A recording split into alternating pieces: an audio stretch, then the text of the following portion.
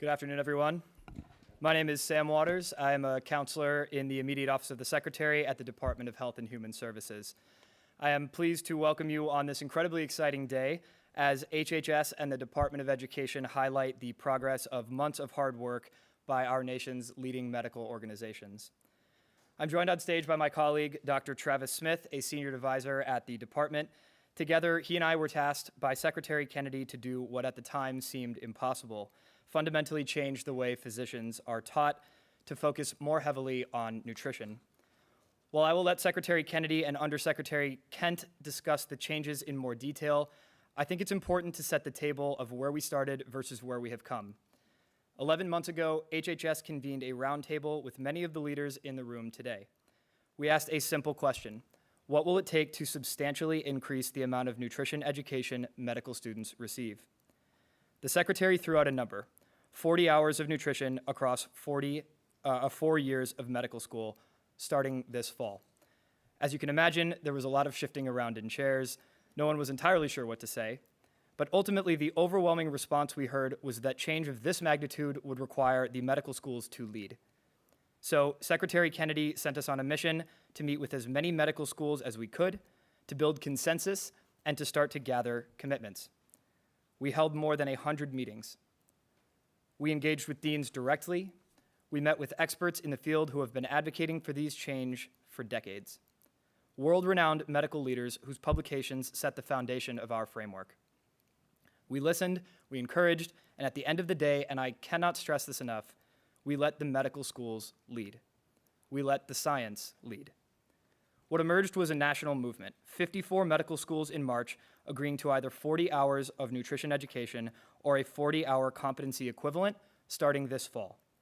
Public-facing web pages detailing their commitments, and an army of nutrition champions leading the change. Dozens of medical schools stepping forward to answer the call. With these changes in place, our nation's foremost medical experts paved the way for generational change. Change that I am so pleased to have been a part of, and change that I know will have a lasting impact on the health of all Americans. Change that you will hear about in further detail momentarily. Before I turn it over, I want to give a special thank you to my colleagues, Dr. Travis Smith, Karen Marks and Minnie Martin in our Office of Intergovernmental and External Affairs, Rachel Fisher in the Office of the Assistant Secretary for Health, and Dr. Drew Bremer with the Office of Nutrition Research at NIH. We have also been so fortunate to have the help and support of CMS Administrator Dr. Mehmet Oz and NIH Director Dr. Jay Bhattacharya, who have both taken tremendous action to integrate nutrition into medical practice and research. And of course, our tireless partners at the White House, Callie Means and Dr. Heidi Overton, for helping championing the MAHA agenda.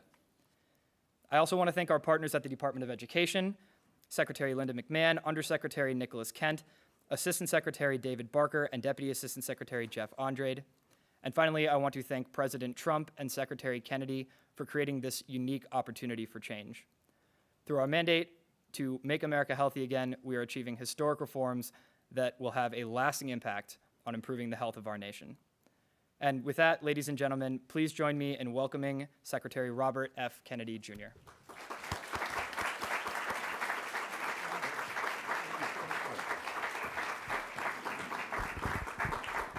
Hey, everybody. Thank you for being here, and special thanks to Sam Waters and Dr. Travis Brown for their leadership and all the hard work that they put into making this happen today.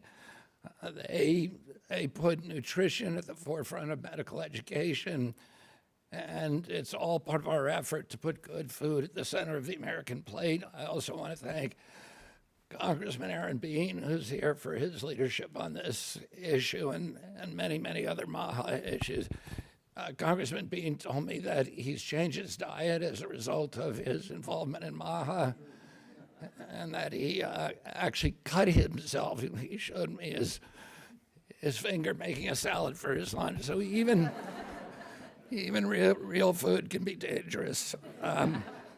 Today, HHS and the Department of Education are announcing several major reforms that will help reshape the future of American medicine. First, 9 of the nation's leading medical accreditors, certifying boards, testing organizations, and educational institutions are taking concrete action to put nutrition back where it belongs at the center of medical education. The 9 organizations we're highlighting today are the Accreditation Council for Continuing Medical Education, the Accreditation Council for Graduate Medical Education, the American Association of Colleges of Osteopathic Medicine, the Association of American Medical Colleges, the American Board of Medical Specialties, the Commission on Osteopathic College Accreditation, the Liaison Committee on Medical Education, the National Board of Medical Examiners, and the National Board of Osteopathic Medical Examiners. Over the last 10 months, these organizations have done the hard work of reform. They reviewed standards, revised requirements, built consensus, and committed themselves to measurable change. Together, they are changing how America trains its doctors. Some of the most significant reforms came from the National Board of Medical Examiners and the National Board of Osteopathic Medical Examiners. The first time nutrition science will have a meaningful presence across all 3 steps of the United States medical licensing examination.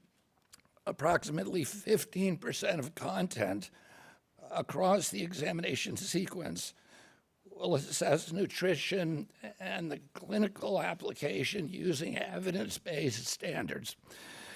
The National Board of Osteopathic Medical Examiners has made a similar strong and impactful commitment on its testing of osteopathic students.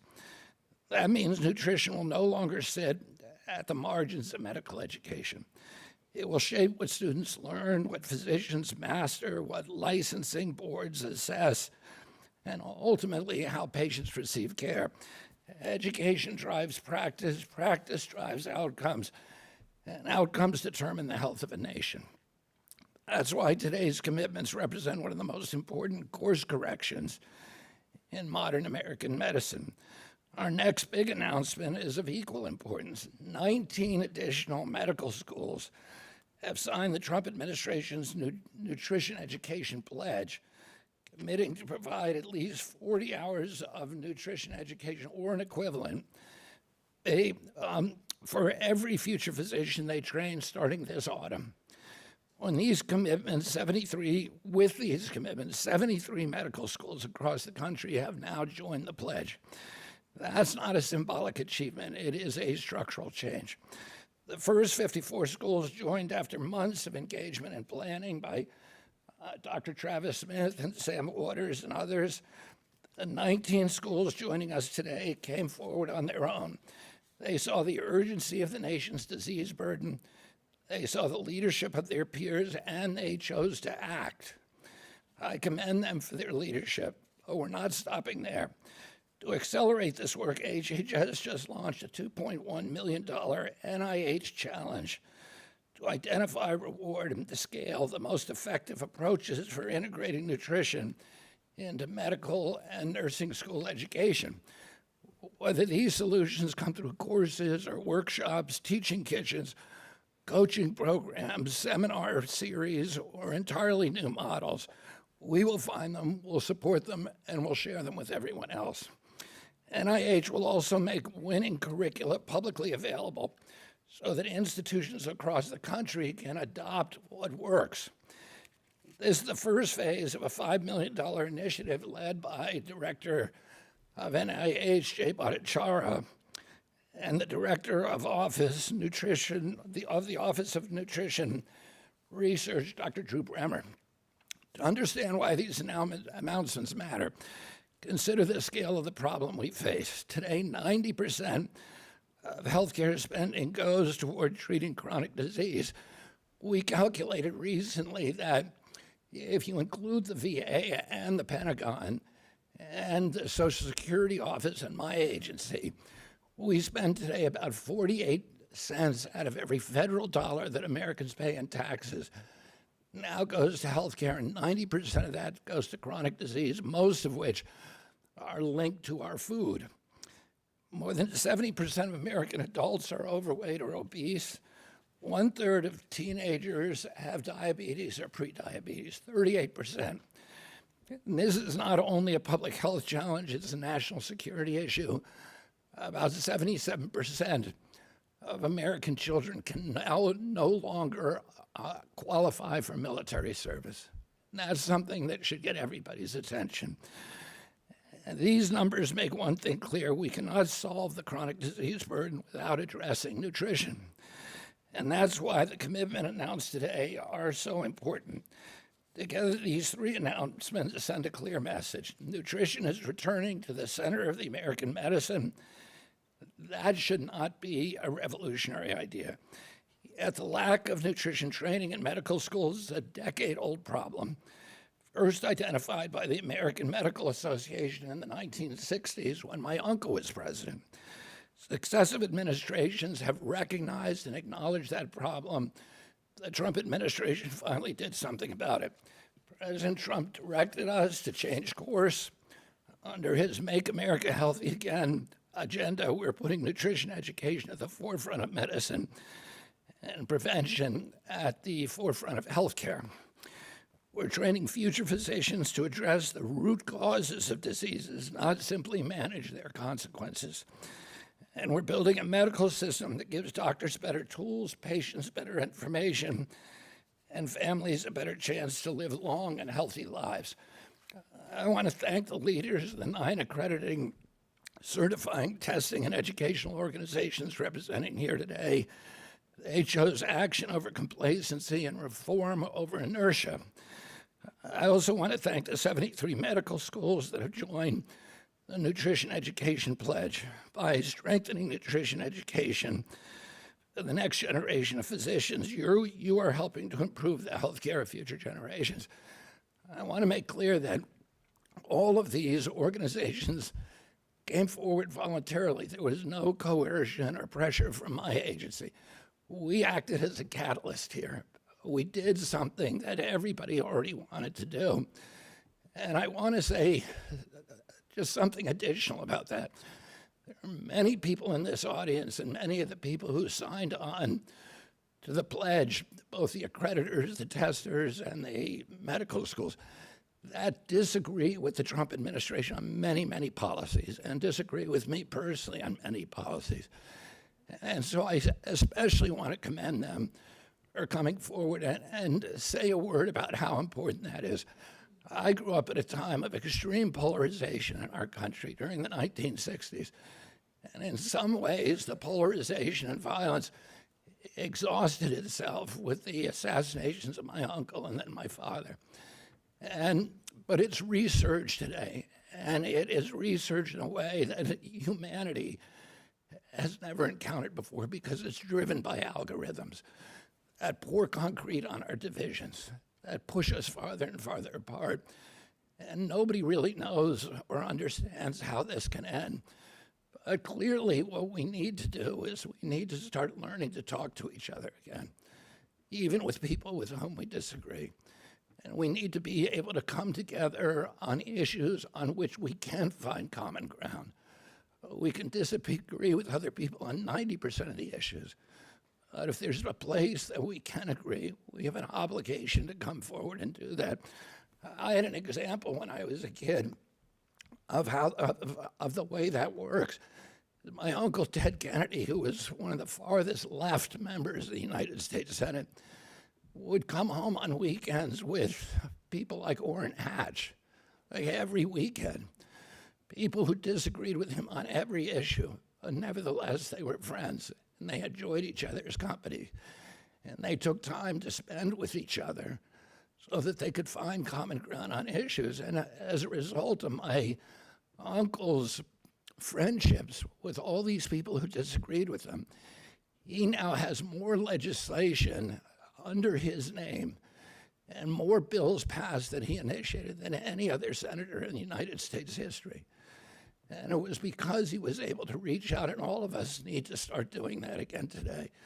And the medical schools, the testers and accreditors who joined this effort were people who decided to put partisanship aside and the tribalism that's polarizing us aside, and to do something that was good for our country and good for our children.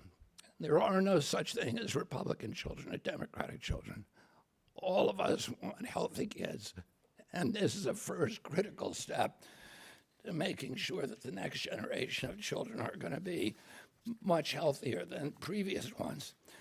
I'm confident that years from now, we'll look back at this moment as a turning point in how we educate doctors, how we practice medicine, how we confront chronic disease in this country, and also maybe also a precedent for getting along with people and finding common ground on issues on which we otherwise disagree.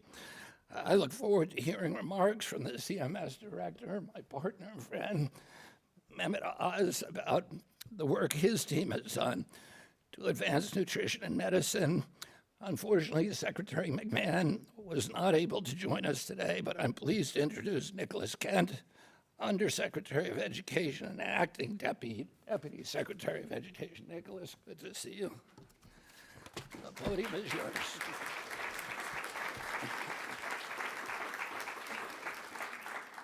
Thank you, Secretary Kennedy, for gathering us all here today, and thank you for leading this historic change.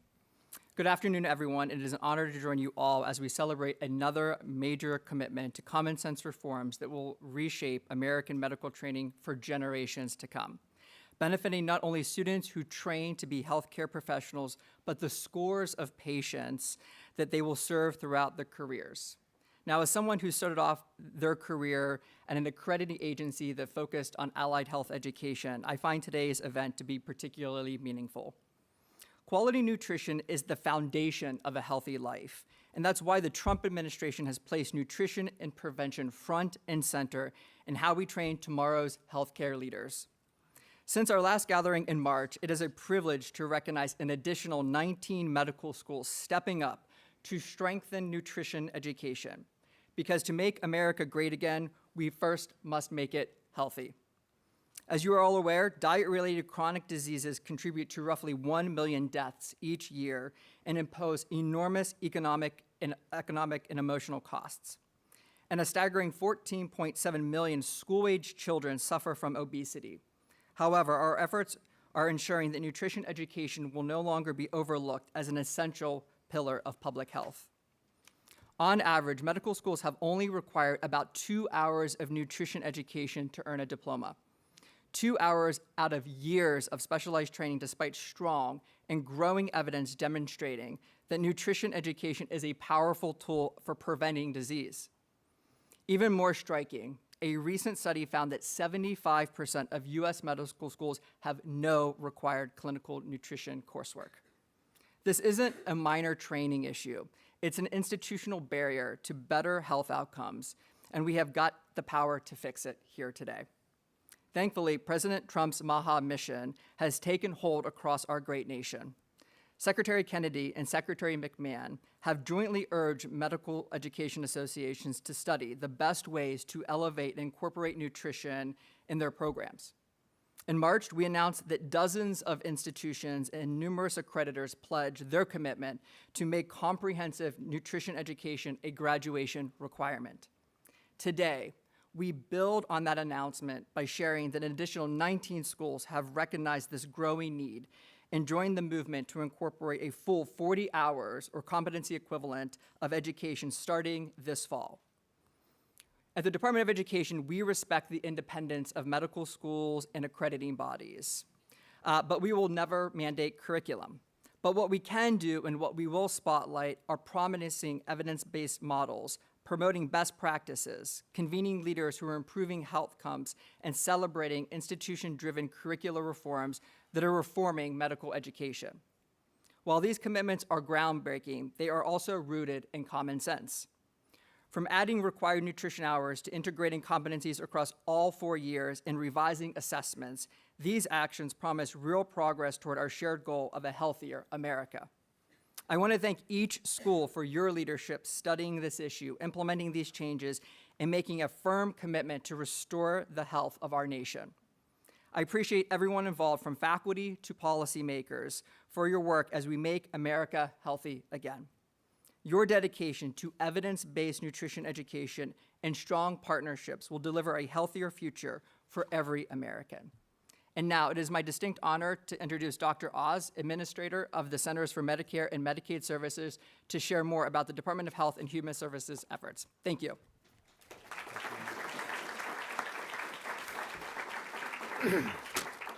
Many, many years ago, when I was in medical school, having grown up in a family where nutrition wasn't at the forefront of our mindset, but recognizing fairly early on when I met my wife that there were families who clearly seemed healthy because they were eating well, I decided to look for nutrition classes. And I was going to school at Penn, pretty reputable medical school, and there was no nutrition class.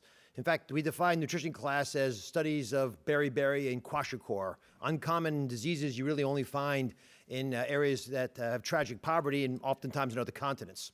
Turns out that was a pretty good campaign platform. I ran for student body president. I won on that platform, and we started a nutrition class. But it wasn't the kind of nutrition class we're talking about today.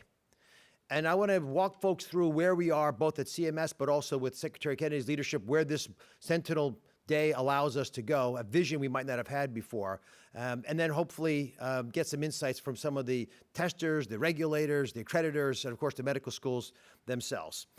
When we go to medical school, we are generally not taught to stop doing things. We're not taught to de-prescribe medications. That was a major issue last month when the Secretary came out vocally and I think appropriately talking about the fact we never de-prescribe some of the antidepressants that are used in America. And medical communities heard that message and started talking about it a lot more.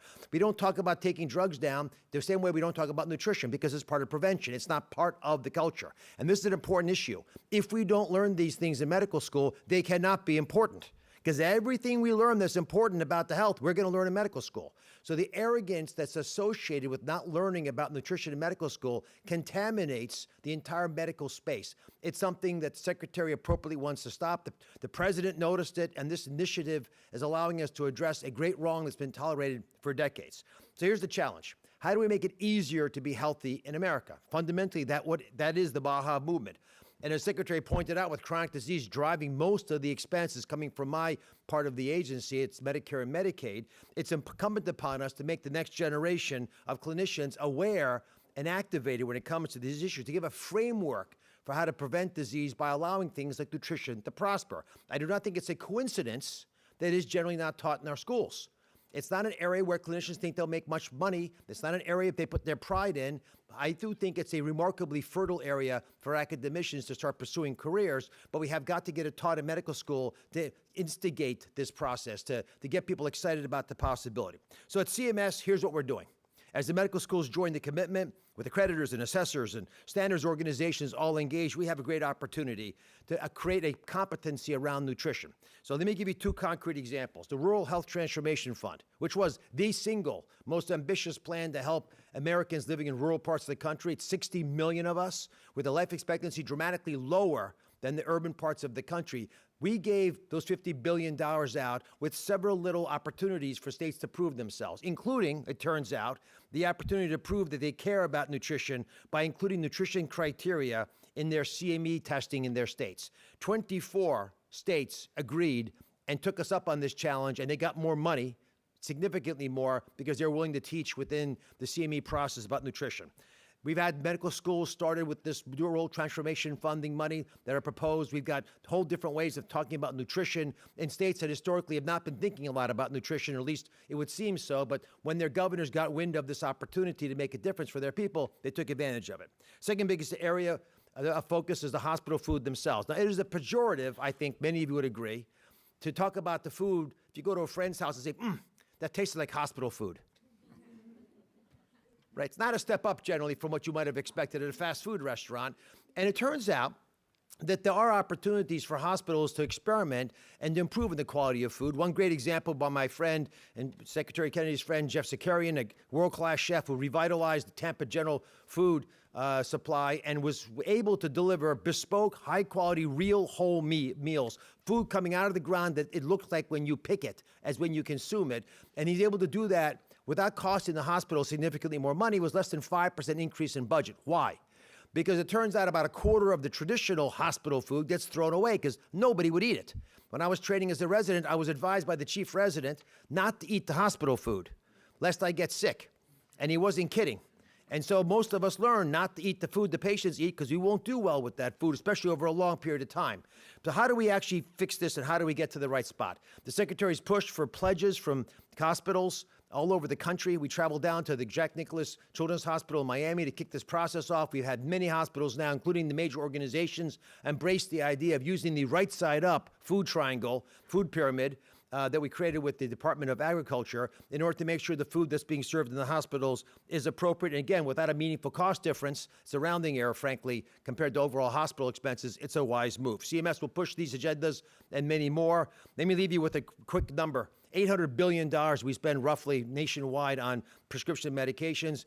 Secretary, myself, and others have worked hard to make sure we have most favored nation drug pricing. But what is the best way to reduce the amount of money we spend on drugs? To not need them. You cannot sprinkle a Lipitor on a kielbasa and expect to save money, right? The right way to do it is to get folks to cut down on the kielbasas and other processed meats and a bunch of other things that are now mentioned appropriately in the food pyramid. I think we have been able to train physicians in a way that's very different than the way I was trained. And I'll leave you with one phrase: culinary nutrition. Because that is what actually is being discussed in medical schools. And by that I mean, when you know lycopene is good for you, and you know tomatoes have lycopene in them, you don't chew into a tomato. Because you cannot release the lycopene from a tomato unless you skin it, boil it, skin it, and then mix it with some fat, olive oil. That's called pasta sauce. And that's why it works, culinary nutrition. So let me turn it over to the academic mind and the group who's going to speak a bit for the medical schools and some of the accrediting bodies.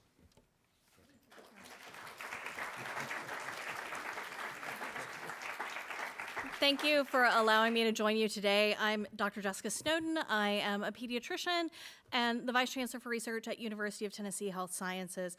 And I will say, my teenager assumes pasta sauce is a vegetable, especially if it's on pizza. So thank you, all of you, for my fellow panelists, for inviting me to join this conversation today. As a pediatrician and a scientist and an academic health leader, I'm pleased to represent the University of Tennessee and my colleagues across the country who recognize this is an important conversation. One of the most remarkable aspects of this initiative for me really is that it recognizes something we all see every day in our clinical work and in our communities. Nutrition is not a side issue in healthcare. It's fundamental to many of the things that we need to have a healthy lifespan. Whether we're talking about healthy pregnancies or child development, cancer, diabetes, heart disease, or just being able to get into our retirement, able to enjoy it, nutrition is fundamental for all of those things, for any major health outcome that we see. At the same time, many of our communities that bear the highest burden of these chronic diseases face significant barriers to accessing healthy foods and evidence-based support. It's our job as the people who train our healthcare providers to make sure we can bridge that gap. That reality is especially true in rural communities like the one I grew up in. Many of these communities feed America, and yet they don't have access to the kinds of healthy foods, preventative services, and healthcare that they need to make sure they're as healthy as they're providing all of us to be. At UT Health Sciences, we've got tremendous enthusiasm among our learners for our current nutrition and educational offerings and culinary medicine programs. Our trainees recognize that helping patients improve their health requires more than just prescribing a medicine. It requires understanding how people live, eat, shop, cook, and care for their families where they are in the communities that they live in. Our programs integrate nutrition science, culinary medicine, and lifestyle interventions among the most those are among the most educationally engaging experiences we offer. And I'm very excited because our champion agreed to let me help teach in 2027. Our learners want more opportunities to develop those skills in culinary medicine, whether it's in our elective or in our many student interest groups across all levels of training and across all of my colleges, because we recognize the importance of food as medicine for our patients. We're looking forward to partnering with other groups through this initiative to learn new things. What have other people done that help us move this forward? In particular for us, through the Tennessee Rural Healthcare Center of Excellence, we're already working alongside state government, health systems, community organizations, local leaders, and our agricultural extension partners across the state to identify practical solutions that improve health where people live. If I give you a solution that works in urban DC, it's not necessarily going to work in small town Tennessee, and we need to acknowledge that and help people bridge those gaps. In particular, for us, our University of Tennessee Institute of Agriculture actually engages thousands of Tennesseans across the state in healthy lifestyle and nutrition initiatives in all 95 of our counties where we can meet people where they are.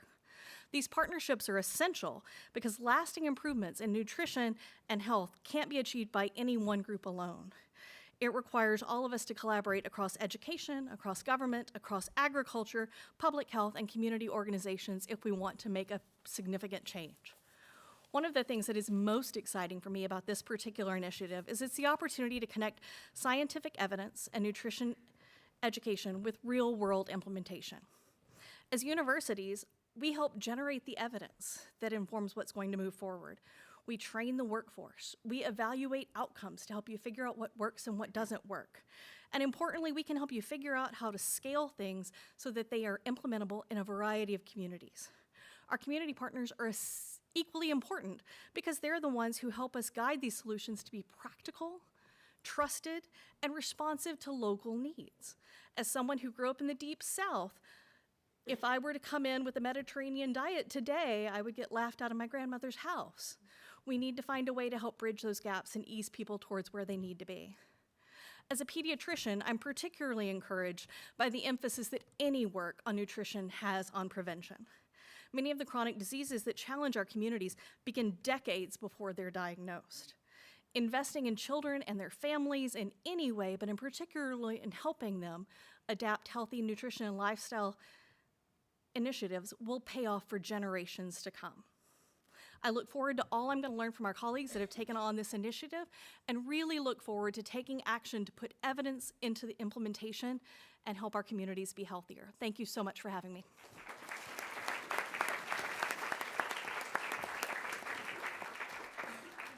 Okay, thank you to our incredible speakers. We're now going to begin our Q&A. We have our ladies here with the mics. We ask that you state your first and last name and outlet, and also please focus your questions on today's announcement. I'll start with Arthur.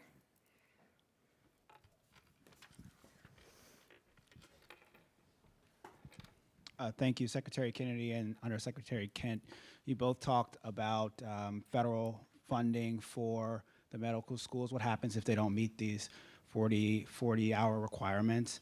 What happens if they don't meet the 40-hour federal funding requirement for the medical schools, these 73 medical schools? And also, Secretary Kennedy, if you can answer this question, what would the CDC be prepared to do if there is a human case of the new world screwworm in America? So I can answer the first question, as that's related to the event today. So there's no penalty if the schools are not meeting it, but they have publicly committed on a public-facing website. I think the great thing about this initiative is that we've let the medical schools be the adults in the room, right? So they've put their commitments out forward. We trust that they'll do that. They've put their name and their reputation at stake. Anybody can go to HHS.gov/nutrition-education. They can see the commitments. They can see the wonderful work that our colleagues are doing. And so we don't have any plans to do anything punitively. We think that the positive nature of this event is reflected in their work that they've posted publicly. Great. Okay, we move on to the next one. Right there. Yep. Thank you. Liam Cosgrove with Zero Hedge. This one's for Secretary Kennedy. It's not exactly related to this, but it is a disease that seems to be increasing that prevents people from being able to reach a healthy nutrition, and that's the rise of this alpha-gal syndrome. That is a tick-borne disease. Last month, Joe Rogan and Congressman Tim Burchett were talking about the increase of it, and even these social media reports of farmers finding boxes of ticks on their farms. They're unsubstantiated, but I'm wondering if this is something you're looking into, whether you've reached out to those farmers and found whether they have alpha-gal, whether those tick boxes are real, whether they have alpha-gal. We do know that the World Economic Forum has hosted experts who do muse about using such a disease to reduce red meat consumption. Have you seen that? Have you heard of the reports that I'm referring to? Our press team will get back to you on that one. We want to focus on today's announcement. Thank you for your question. Oh, Next one. Oh, do you want? Okay. Really quickly. We are, last week I went to New Hampshire to announce a series of programs to address this explosion of alpha-gal, and we're taking it very seriously. One of the epicenters is Martha's Vineyard, where 50% of the adult population is now affected. It is really a devastating disease. You can't eat red meat for the rest of your life. We are looking at medications that can serve as both prophylactics and also potentially cures for it. We're funding those studies now, and we're working with the companies that are making those. We're also launched a major effort on tick control through a number of different strategies that address deer populations. The fact these the three ticks that are causing most of the tick-borne diseases all breed on deer, and we're looking at strategies for limiting their breeding capacity. And any idea if the tick boxes, whether that claim is true? We're going to move on from that. Thanks. Next question, Carmen. For you. Yeah. Thank you so much. Carmen Pong from Politico. Secretary, I understand that you won't necessarily have a say. That was my computer. That you won't have a say in the curriculum, but obviously, as you know, there are disagreements in the scientific community about sort of like how much red meat to eat, how much whole milk to consume. You know, people say that could contribute to a number of chronic diseases. So I was wondering, like, sort of like, what do you have to say about that? Would you be happy if schools teach nutrition, even though they might teach stuff that you don't necessarily agree with? Like, for example, when it comes to the amount of red meat consumption, whole milk, and things like that. Thank you. Yeah, our objective is not to dictate what the nutrition curricula should be. These medical schools are some of the smartest people in the country. They are trying to do good science. They're trying to do evidence-based medicine. They're going to come up with different recommendations and different strategies. That's a good thing for our country. These are laboratories, and people are going to learn from each other. The schools are going to learn from each other, and ultimately, that's how America works. But our job is not to dictate curriculum. We brought nutritionists from the best universities in the country together, over a dozen of them, and we basically locked them in the room for 11 months and had them come up with nutrition guidelines. Every line, every recommendation is cited and sourced. The peer-reviewed publications, government databases, other authoritative sources. We did our best. We could have made mistakes on that. We're going to constantly revise it as the science evolves. But we're going to leave it up to the medical schools to figure out what the best curriculum is for their students. We know they're all committed to this, and they're going to figure out different approaches for it, but all of them are going to be, great. Okay, we'll take one more. Paige. Paige Winfield Cunningham with Notice. Secretary Kennedy, I wanted to ask you about nutrition in terms of food reforms. I know you promised a definition of ultra-processed foods was coming soon. There's the grass reform that's been sitting at OMB. When can we expect action on those two things? Stand by. Love it. Thank you, everyone, for coming. Safe travels. Thanks, everyone.